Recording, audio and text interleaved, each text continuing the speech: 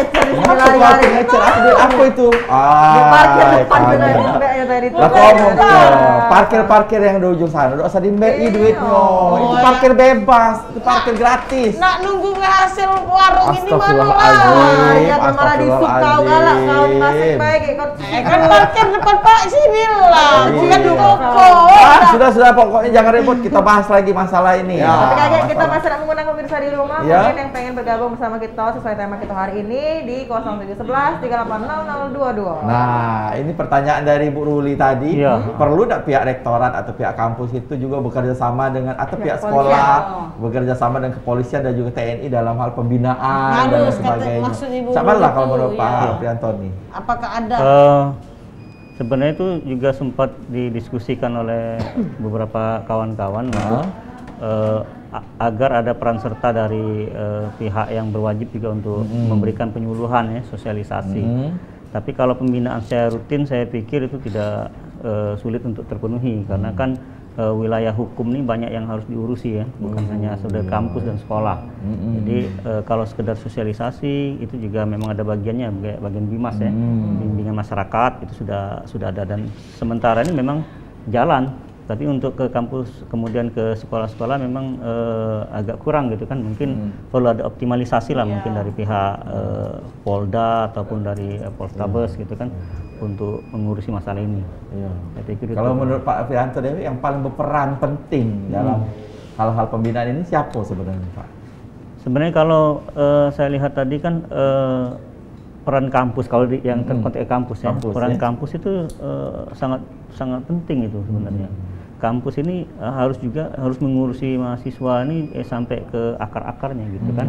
Jadi itu penting karena di kampus juga ada yang namanya penasihat akademik ya. Iya, penasihat akademik. Jadi setiap mahasiswa tuh diberikan ada sekitar 10 atau sampai 20 Pembimbing akademik ya Pak ya. Iya, bimbing PA akademik. gitu.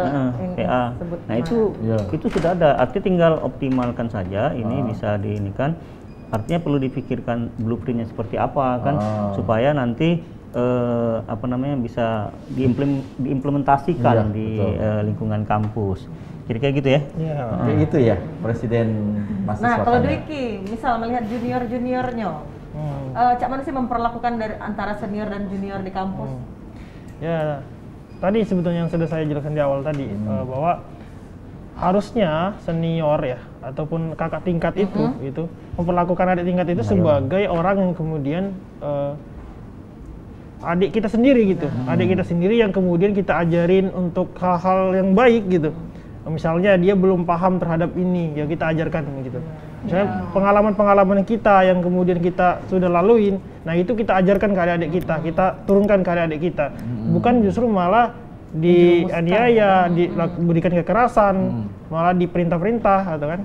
Itu kan budaya-budaya yang sebetulnya nggak harus lagi di era sekarang gitu. Hal-hal yang menurut saya itu nggak zamannya lagi karena ya kita sudah di era yang hari ini terbuka gitu kan, bukan di era penjajahan gitu kan. Yang itu kan sebenarnya kalau menurut pandangan saya gitu, hal-hal semacam itu ya sering terjadi di masa-masa penjajahan, ya kan, diperintah, disuruh ini, dipaksa ini, ya kan. Yang muda harus ini ngalah. Iya, harus ngalah, ya kan itu kan budaya otoriter kayak gitu, penindasan kayak gitu terjadi di masa penjajahan dulu. Nah, dan sekarang ya kita sudah merdeka dan kita juga sudah di era yang bebas gitu kan, yang harusnya nggak ada lagi hal-hal yang semacam itu. Gitu. Nah, menurut Dwiki juga, siapakah di daerah kampus itu dosen atau pembimbing yang paling berperan gitu, yang paling dekat dengan mahasiswa? Kira-kira yang Pak mengatur ya, mahasiswa tuh baiknya cak ini. Kan biasanya kan mahasiswa sama dosen tuh lawak wek lah ya, hidupnya juga sudah bisa dewek. Nah, karena Pak dosen mengajar, cak mana kira-kira yang paling dekat yang di luar berperan? kelas, yang di luar kelas itu yang paling berwenang mengatur mahasiswa itu siapa? Oke, tadi kalau yang terdekat dengan kita yang pasti harusnya semua civitas akademika itu terlibat. Civitas akademika itu ya salah satunya mahasiswa antara mahasiswa, mahasiswa dengan dosen, kemudian mahasiswa dengan birokrat gitu. Jadi yang paling memiliki peran wewenang lebih terhadap hal-hal yang semacam ini adalah pihak dari birokrat gitu. Kalau di tingkat universitas ada rektorat, ada rektor, wakil rektor tadi dijelaskan oleh Bapak, kemudian di tingkat fakultas itu ada dekanat, Dekanat. yang dipimpin oleh dekan dan wakil dekan gitu. Mungkin itu yang Itu yang memiliki mendekatkan wewenang. mahasiswa. Iya, terutama di WD3 dan WR3 yang memang fokusnya di bidang kemahasiswaan. Nah, mereka harusnya yang mengambil wewenang itu untuk mengatasi hal-hal yang semacam itu. Seperti itu. Dan juga dosen juga harus mengambil peran harusnya. Terutama dosen-dosen yang memang setiap hari ngajar misalkan itu disampaikan hal-hal semacam itu jangan terjadi seperti itu. Seperti itu. Saya yakin mahasiswa bakal juga sadar terhadap itu seperti itu. Di berita Simpang Siur itu sebenarnya itu bukan masa perpeloncoan ya. Bukan. Ya kalau lihat di berita ya kan berdasarkan keterangan kepolisian juga itu bukan perpeloncoan. Bukan. Karena di medsos-medsos itu tulisannya perpeloncoan. Oh, berarti salah berarti itu. Jadi itu salah. oknum masalah pribadi masing-masing mungkin kayak itu kan. Ya kalau berdasarkan keterangan media seperti itu ya. Iya. Jadi buat rekan-rekan yang megang medsos, admin, para min cari tahu dulu ya, min itu. Jangan sikok berita itu langsung di copy paste. Cari Karena dulu. yang kubaca itu sudah Perpeloncoan, ini, ya. akun ini nih jangan Samo, perpeloncoan ini. beritanya. Besok itu besok yang itu lagi. Sama beritanya, tapi ujung-ujungnya ternyata lain. Baik. Nah. Berarti yang kemarin itu masalah Iya, pribadi. Dia nanya dari tadi. Nanya apa Ayo, nih? ya, silakan Jas. Jadi izin mungkin perspektif aku Pak Oh, iya. sebagai kawan-kawan juga yang masih muda kan. Sebagai Sama- mantan mahasiswa. sebagai bujang lorong lah bujang lorong nah. Jadi Apa, saya ini, apa. aku sepakat sama mohon izin Pak Aprianto, sepakat sama Kak Dwiki tadi itu dengan hal itu yang dijelaskan tadi. Cuman siko Pak gitu nih. Apa? Sebenarnya, Yang kekurangan kita nih solidaritas. Solidaritas itu. Solidaritas ya. Apa kurangnya Nampo. apa? Jadi saya ini, aku tertarik dengan ngomong Kak Dwiki lagi. Kita kan harus membela korban. Iya. Nah, kita tuh mengenyampingkan tersangka. Iya. Sebenarnya, nah tersangka ini kan otomatis kan dia mungkin punya Argumentasi, ya. psikologis yang juga memang mungkin bisa jadi Alasan. dia alasan Iya. itu dia ngelaku itu tidak ingin, tapi mungkin karena saat itu kontekstualnya saya itu jadi ya kita juga tidak harus melupakan tersangka itu, bukan Ya, membela betul, ya, betul, bukan membela betul, maksudnya. betul. Tapi kita harus pikir ke tersangka juga. Alurnya. Ya. Solidaritasnya. Mengapa bisa terjadi hal Ya. itu? Kan kadang rupa-rupanya ada bawa dendam segala macam. Mungkin. Ya. Udah itu dicari nian, bukannya Saling saling tatap-tatap. lewat Ya. semua bukan. Memang ada Motifnya pasalnya. baik. Sebabnya. Nah, sudah itu kalau perspektif aku lagi nih. Iya, iya, Nah, iya. perspektif Apa-apa. bapak ada apa jangan Iya, apa kalau ini ini anak panjang, saya. Panjang Lanjut. bahasanya. Ya. Mungkin di ranah kampus ini masih banyak ada strata gengsi-gengsian mungkin kayak itu mungkin Senior Ya, merasa kakak tingkat dadonya agak tegak dikit. Ya. Pasti itu kan. Pasti itu Klise, jadi sangat klise. Dan budak yang baru ini yang masih baru ini masih tegak dado juga. pasti. Tak galak-galak juga. Tapi balik-balik ke pihak kampus dan pihak kawan-kawan di kampus solidaritas sih aman pendapat aku.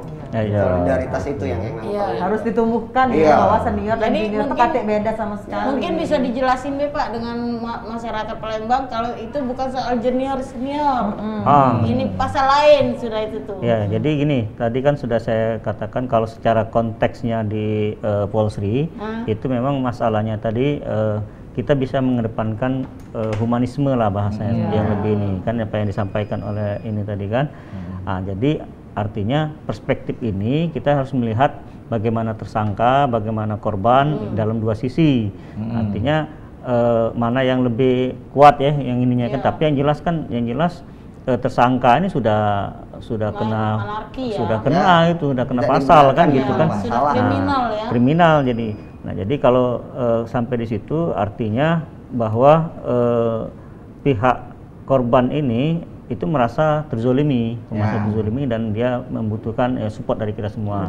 Nah, kemudian yang ingin saya garis bawahi bahwa di situasi sekarang ini kan memang lagi dekat-dekatnya pasca ospek nih sebenarnya. Nah, maka muncul berita-berita yang simpang siur tadi perpeloncoan kan. itu tadi ya. Nah, tapi memang faktanya memang di lapangan itu masih ada yang seperti yang saya katakan di awal tadi, masih ada perilaku senior ke junior seperti itu. Mungkin tidak terpublish, Ya. tidak terpublish situasinya masih ada. Yang terpublish ya tadi yang di UNS kan sampai meninggal, namanya Gilang itu meninggal itu tanggal 25 Oktober 2021 itu meninggal. Nah ini kan yang kita sayangkan ya sampai seperti ini terjadi.